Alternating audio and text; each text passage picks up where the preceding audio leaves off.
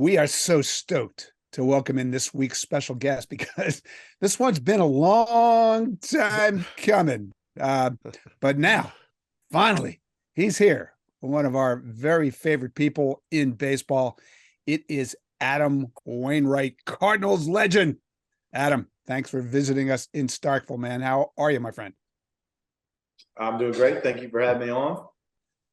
And yeah, I've been waiting forever to do this, and you just never could fill me in or fit me in. So I appreciate you making the time. Yeah, that's not quite how it worked. We were waiting for you to get your passport. You need a passport to be in Starkville, so we were waiting for your passport to come through. I understand. Hey, just know that I have my little son here. He's 4, or he's about to be 4, and he is a tornado. So at any moment, he could enter into the equation here. Oh, it's all good. We look forward to chatting with him too. Absolutely.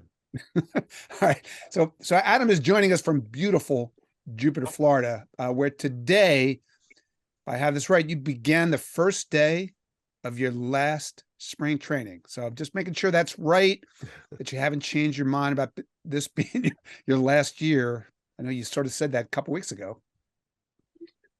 Yeah, I did, and I'm hoping to get all of that out of the way in spring training because I just don't want to do retirement interviews all season. You know, I want to be great this year. I want to go out and be focused and think about what I'm accomplishing or trying to accomplish in that very moment. But I understand how it works. You know, I've been playing for a long time. It's newsworthy somewhat. So I have entered into Roger Dean Stadium as my last year as an active player.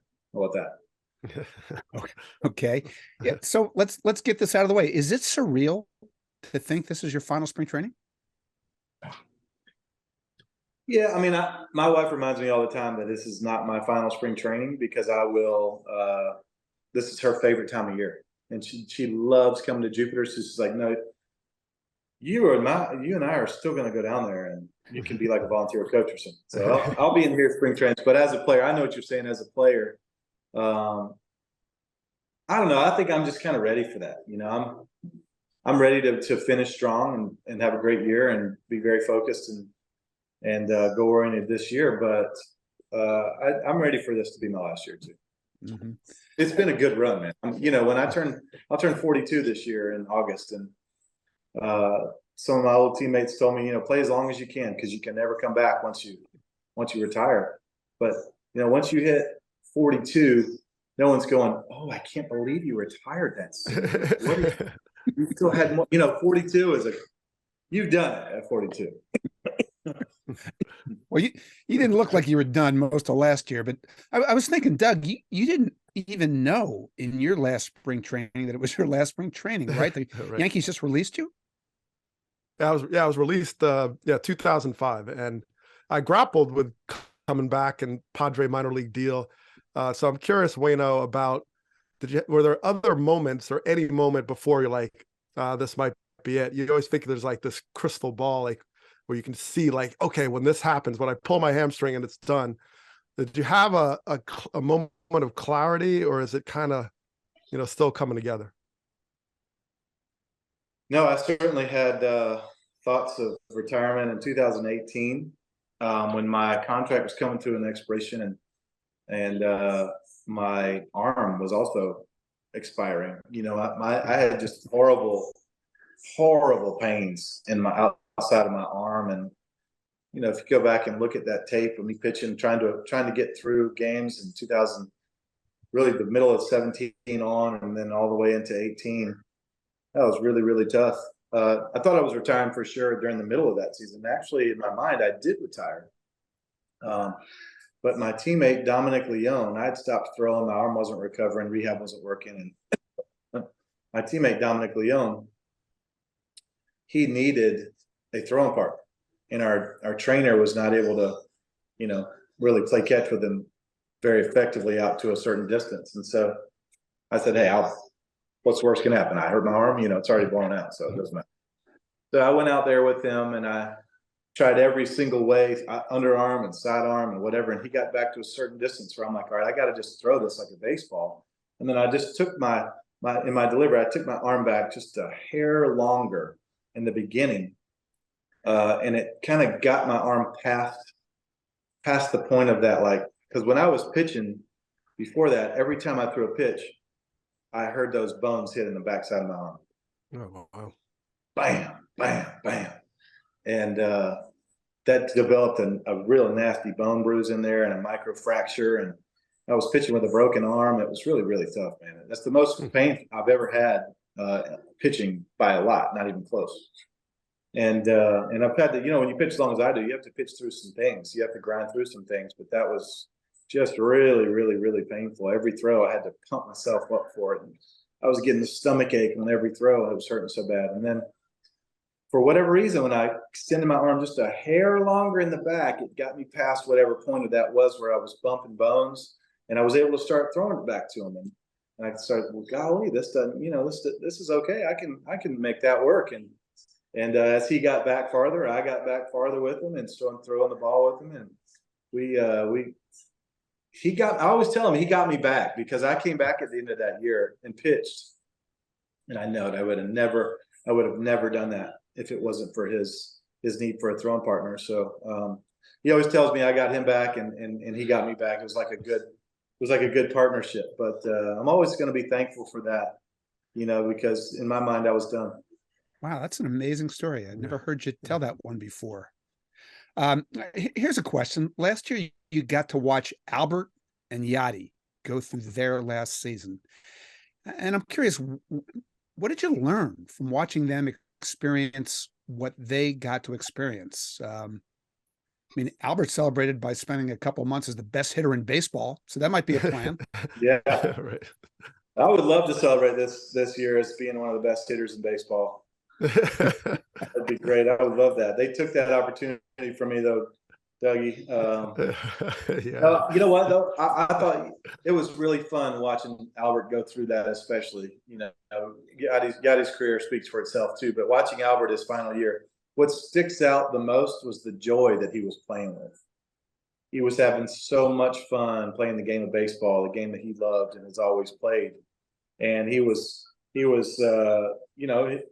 an older fellow. I mean, he was having to do things a little differently than when he did at a younger age, and making fun of that, having fun with figuring out new ways to do things and coming up with different leg kicks and then about midway through the year, he really figured out where his body needed to be in space to make a good swing through the zone. And after that, it was just all she wrote, like he used to do. But what really sticks out to me is the joy that he played with. And I really think that's something I'm going to try to do this year and I've been trying to do this the last couple of years, enjoying like all the different cities at a different level and eating all the best restaurants that I love going to and making sure I go to the golf courses that I really love playing and trying new things that I never did on the road, going out and seeing the cities. There's so many times we as baseball players get stuck in the mode of, I go to the hotel, I go to the field, I come back to the hotel, I go to sleep, I wake up, I go work out, I go to the field. And you don't get really this, if you don't allow it, there's no time to really enjoy the game of baseball and those great parks. And so I started going on these old man walks and really seeing the stadiums behind the scenes kind of thing. But I really think this year, what I really want to accomplish is, as I'm performing out on the field, just remember how fun that is. I think I would regret it if I didn't do that. Doug, you have any suggestions for what Adam Wainwright could do to even top the old man walks as he commemorates every stop this year? I mean, you could do spacewalks, just get up on Mars out there. My retirement kind of snuck up on me a little bit. So, but I did know I was getting older. So I started getting autographed bats and balls and collected a lot more in the last year. But I also remember Mariano Rivera, when he walked away, he took the time and sort of talked to all the workers that really made the game go, the concessions. And I thought that was really powerful. Anything you've thought about in that vein about, all right, you have your man walks, but just from a baseball stand, smelling the roses, whether it's autographs or just the staff, changing that dynamic?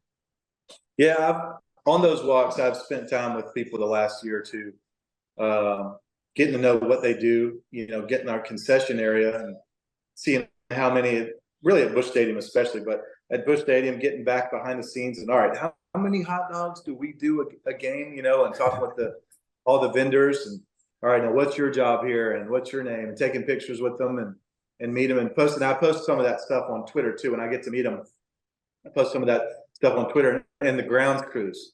I really spent time with the grounds crews and letting them know how appreciative we are as players that we get to play on these unbelievable fields, because they're like perfect. The blade of grass is like down to the blade of grass on these fields. It's just perfect, and the mounds are just perfect, and it's just remarkable, the job and the hours that they put in to make it great is really special too. So, you know, when we get to the field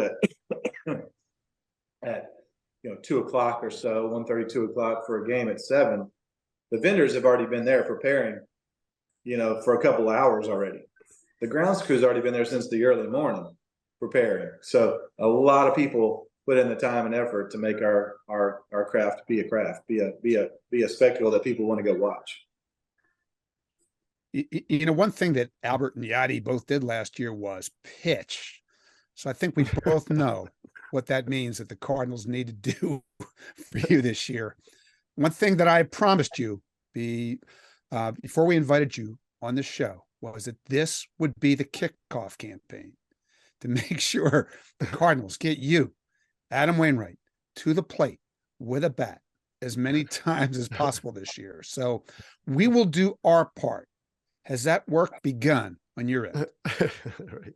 Oh yeah. So I played a little concert this offseason up in Springfield, Illinois, and there's about 600 Cardinals fans up in there, and Ollie Marmol was there with me, and he was enjoying the show, and I put him on the spot in front of everybody, and I said the exact same thing. Hey, in their final year, Yadi got to pitch, Albert got to pitch twice, by the way. Yeah. And I think Yadi actually got to pitch. Maybe he was the one that pitched twice. One of them pitched twice. I said, don't y'all think that I should get an at bat in the final season? And they all just, went crazy. And so I said, Ollie, come on up here. Come to the stage. Let's talk about it. So I called him up on the stage, and I said, will you commit to me in front of everybody here that you will give me an at bat? And he felt the pressure, and he said, I will commit to that. So after the show, he goes, but I never said in the regular season. I was like, nope. 600 people are expecting this thing to go down in the regular season. Don't let them down. Hey, wait a second now. With Albert gone, that seems to leave a lot of DH at bats just waiting there to be taken. Like, what would be a reasonable number of at bats for you to take? 100, 200? Well, I mean, how Ohtani-like could you possibly be? If I'm not mistaken, if I'm not mistaken, I'm like right around 300 as a pinch hitter. Nice. So I always go to the bench coach, and I'll do that this year, and I'll go to the manager and remind him. I'll say, all right, who do you got on the bench? And they'll say, we got Brendan Donovan or whoever it is. And I'll say, oh, he's a pretty good player. How many home runs does he have in the big leagues? And they're like, well, he's got 4 home runs. Cool. All right, well, I've got double that, more than double that. I got 10 home runs in the big league. And I'll be like, I wonder what his career batting average is, or / pinch hitting it. Like, I'll have all the numbers. And I'll go to him, and I'll remind him that I'm the best option. It hasn't worked. The only manager, Matheny a little bit, but the only manager that really believed in me to put me in those tough situations was La Russa. He pinch hit me a few times, like quite a few times, actually. I think I had 6 at bats one year pinch hitting in the season. I went 3 for 6 that year. Ooh, I'm just saying. That's it. Don't these guys check the stats? I mean, maybe my favorite thing you ever did was the year that I know you slugged over 450, but you had 10 extra base hits and only 3 singles. So take that, Ohtani. Yeah, well, a couple of those years, I really spent a lot of time working because on my hitting, because I knew my arm was not in great shape, and I knew I was going to give up some runs, so I knew I had to drive a few in. And one year, I think the year that you're talking about, I think I had my first 9 hits were extra base hits. That's right. And I think it set an MLB all-time record on that. And I mean, a couple of times I'd be down 3-0. Like I was down 3-0 to the Phillies one time, and I hit a 3-run bomb to tie it, and we ended up winning 4-3, and I got the win. I mean, it was out of necessity though. I was like, all right, I'm going to go out and pitch. What do I bring to the table? Right now, I'm not bringing a whole lot with my arm. I gotta be that next guy in the order that can do something for some damage to win these games, because I really think that might have been the only reason they let me pitch anymore, was because I was sitting. Doug, did you ever get 9 extra base hits in a row? Oh no, 9 singles possibly over probably 3 years. I mean, if I count that. So that is impressive. 9 extra base hits in a row. No, I've definitely not done that. But when I was curious, you mentioned La Russa, Marmol. What have you seen? You have so much of a landscape of view of this game over decades. What have you seen the evolution of leadership? Like you've been under La Russa and then Marmol, just different styles, but generally just what you've seen and just the shift in managerial strategy and how you actually embrace it. Yeah, well, I think strategies have changed a little bit and evolved as the game has, because we've had to, and this year we'll have to do it again with the shift rules and the pitch clock rules changing and understanding your rosters. But I also think that communicating with players is evolved. I think it's you're dealing with a different kind of players now, different agents involved, and feelings get hurt a lot easier now than they used to. You used to have a real tough, thick skin around the managers, especially Tony. Tony could be tough, man. Tony would let you know if you weren't acting right, and he did some things hilarious. Maybe I'll put in a book one day. But Tony was a beauty, man, and but it's always the smartest guy out there, ultra prepared. Then Matheny stepped up, did a great job for a number of years, had a great career record as the Cardinal skipper. Great leader of men, great guy you wanted to believe in. And Schulte took over. Mike Schulte did a great job with preparation, and he's probably as far as smarts go, man, he was right there with Tony as far as how to manage a game and the understanding. I just think we've had, and Ollie, and I'll tell you, and Ollie and Schulte are the same kind of cloth, because Ollie learned from Schulte and learned from Mark DeJean, and Mark DeJean taught Schulte, taught Ollie, but they all learned from George Kissel, who was a legendary coach and teacher of the game in our organization. And George Kissel just poured into these guys, and they're all kind of disciples of George and of DJ and of Tony. And so the how to run the game, how to manage a game, the know-how of managing a game has all sort of evolved the same way with those guys. But I would say our manager now, Ollie Marmol, I think he does as good a job or better than anyone I've ever seen of relating to players and incorporating the game of baseball with also real life. And he's had every role out there. He's a young guy. I can't believe he's 35 years old. And he was a first base coach. He's done some third base coach. He was a manager in the minor leagues. He's a bench coach in the big leagues. Manager now. He's been prepared. He's been groomed for this position. So he's going to do a great job. He did a great job last year. He's going to keep doing a great job this year. All right, it's time for that question you're going to be asked about 1 billion times this year. Life without Yadi. 328 starts pitching to that guy. How's your job going to change in a year when you're going to make 0 starts pitching to Yadi or Molina? Yeah, I always tell people I never believe he's retired until I see him put his paperwork in and he's already in the Hall of Fame, because I just think he's such a talent and he loves to play the game so much. It would never surprise me to see him come back and play again, but he's saying he's not. Therefore, I will say I have over the years pitched without Yadi before. Last year, I pitched a couple of months without Yadier around. I can do it. I just preferred not to all the years, because why would you?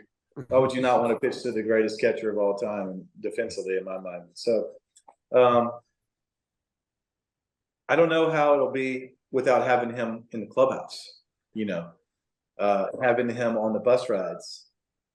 He's just always, he and I have always just been together. So those are the things that are going to stick out to me, is just not having him, not having my buddy around, more even than catching. But I love going over game plan situations with him. I love sitting on the bench next to him, not next to him, but he'll come over and we'll say something really quick during the game or go over how we're going to face hitters. And he and I think a lot alike. We've probably because we've been thinking together for so long. So I'll miss him. He's a great friend and a great teammate. Yeah, I'll help you with a different show. Well, right now, I can Because look, I'm talking to Mr. Jason and Mr. Doug, and we're having a great conversation. You know what we're talking about? Baseball.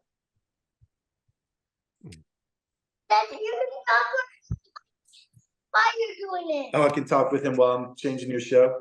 Well, I'll come in there in just a second. Okay, you go get my spot ready. Paw Patrol? Is it Paw Patrol? A little Paw Patrol, Nick Jr. I noticed. We got what's on there right now, buddy? Huh? I don't know, some showing PBS. You want to run over there and do it? And come back? It's all good. Here, I'll take you with me. Come on, let's go. Yeah, let's go change the channel. We've never done this, Doug. This is good. This is good TV right here. Yeah, it is. Starkville first here. I think this is right up there with Drew Carey's dogs barking. Oh yeah, this is awesome. Hey, buddy, Paw Patrol. Oh yeah, Chase. Is Chase your favorite? Chase or Paw Marshall? Patrol. Well, that's what we got correct. Be there on the double. Paw Patrol. Whenever you're in trouble.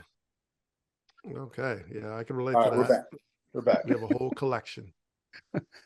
Okay, while you're strolling back to your office there, another cool thing you're going to do this year is you're going to pitch for Team USA. I'm going to say definitely had the most awesome announcement, "I'm playing for Team USA" tweet in history. You painted the red, white, and blue stripes on your face.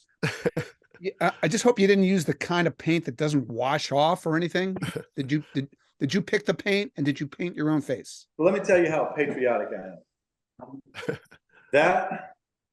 That paint goes back to World Cup 2000.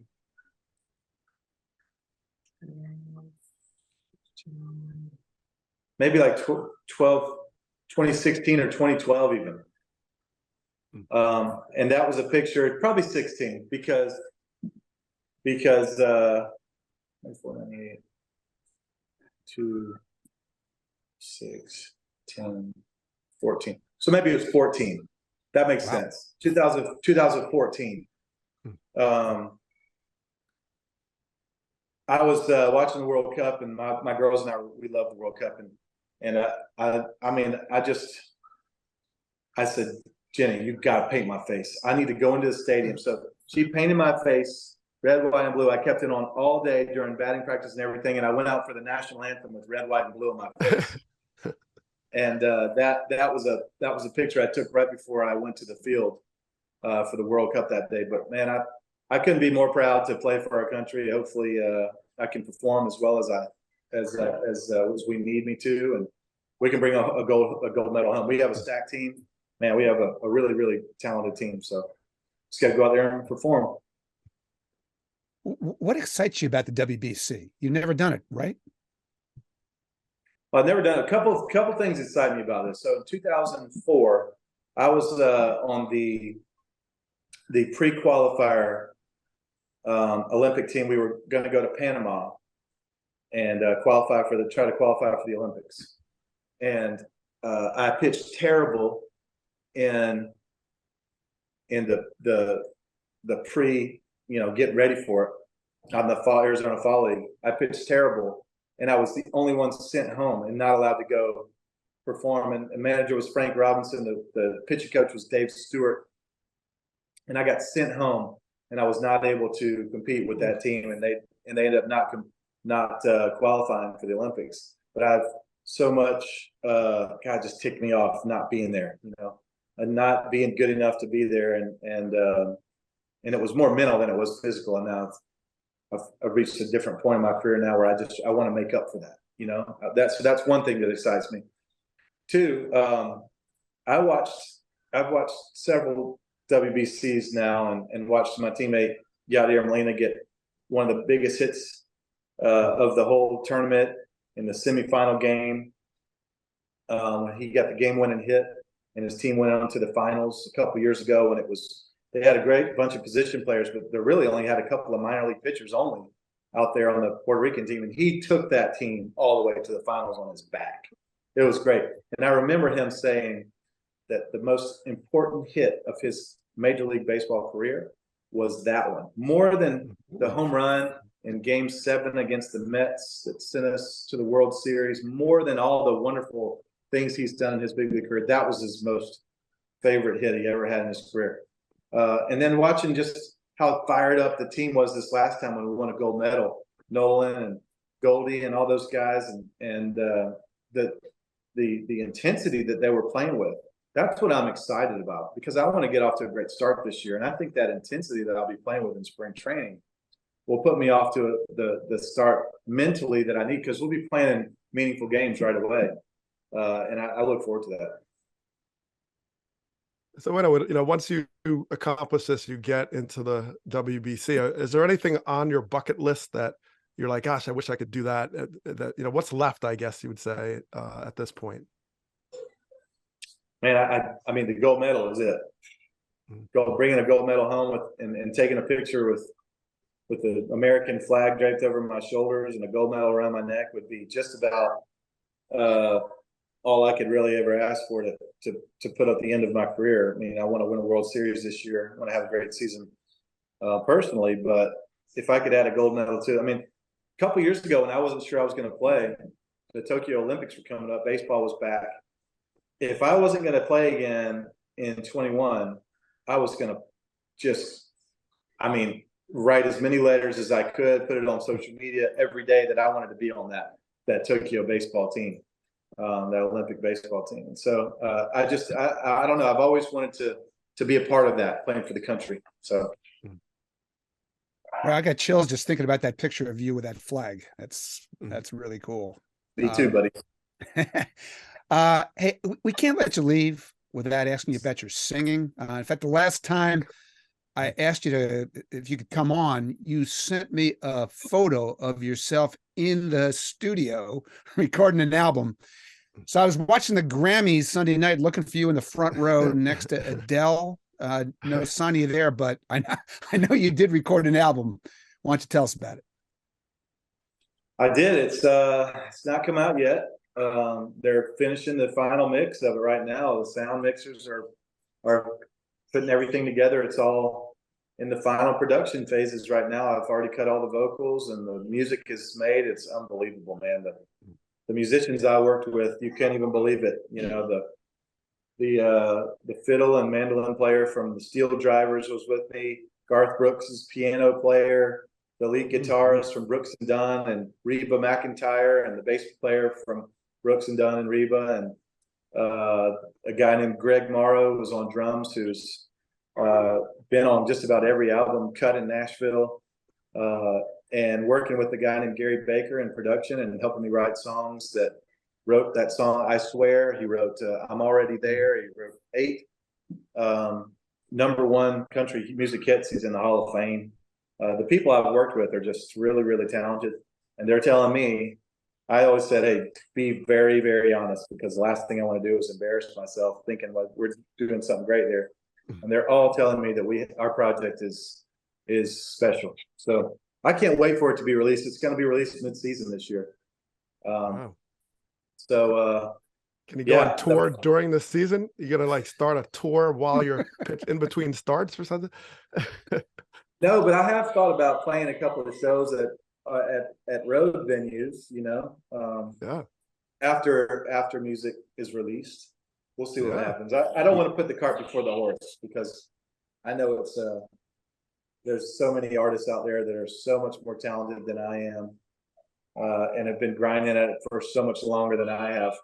I just know this. I'm having fun with it. I'm having a blast writing songs. Can you hear my son in there? I'm having a blast writing songs. I'm having a blast singing and playing. I love playing guitar and singing. And as long as it stays fun, I'm going to keep doing it. You play your songs around the house? Like, does the Wainwright family sit around singing Adam Wainwright tunes? Oh yeah, yeah. My girls know all the words. Yeah, it's actually a good feeling. And I can tell you this: if it wasn't good, my daughters would let me know. Because my oldest daughter Bailey is in the choir, is a very, very accomplished singer herself, young singer, 16 years old, but she can really go, man. She's got a great voice and great range. And she tells me if I'm off key or if I miss a note or something, she's like, "Dad, are you serious?" So they will let me know. So they've told me it's pretty good too. So, and they know the words. When your daughters sing your own songs, that's a pretty good feeling. That is awesome. that Well, is if you wild. think of a Can't wait song for this like, thing. well, Fogerty would center field, you know, that was like an iconic baseball song. We need like a pitcher song. So you maybe I know, the guy but to write it, like a pitcher song, you know? No, but here's the thing. I don't want to be a gimmick. Right. You know, so all my songs are about my real, like my life and things have gone on, my family and my upbringing and stuff like that. But I don't want to just sing baseball songs because everybody's like, "Oh, he's a baseball player singing baseball songs." Well, Ollie would mention that you would kind of test him, you know, test it out on him, like you're testing your songs. Any other teammates get wind of like while you're writing songs, like, "Hey, what do you think? Did you test it on your teammates?" Oh yeah, all of them. Yeah, I would say, "Hey, y'all, check this out," and actually, "Hey, y'all" is one of the name of my songs. I would come into the training room if there was only a couple guys in there, and you know, you don't want to just barge in and say, "Hey, listen to my song, everybody." But if they're willing, or if sometimes they would say, "Hey, go grab your guitar," you know, in the video room, or I like to go back into the storage room and play. And if somebody walks by and is like, "All right, let me hear one," I'll play one for them. I love that stuff, man. I have fun with it. Hotel rooms, especially. Sorry for my neighbors, but I will get it out every now and then. I'll have some guys over and let them, you know, request songs and play and sing. And I love to do that, man. I love to do that. And the guys have been real supportive of me. Skip Schumacher and I, you know, we sort of came up in the game together. And Skip, and so I was playing some back when we were teammates. We were teammates until 2011, but I wasn't playing a lot, especially, you know, once the season started, I kind of stopped playing. It wasn't really until 2015 where I picked it up and I really started playing a lot of music. But he hadn't seen me in a few years on a daily basis. This last year we were in Miami, and he comes over to the hotel room, and I said, "Hey, I've been writing some songs. Do you mind if I play one for you?" And he was like, "Yeah, whatever, okay." What kind of song is it or whatever? And I remember, I'll never forget his reaction, because I played it, and about midway he was like, he gets his phone out and he starts recording me.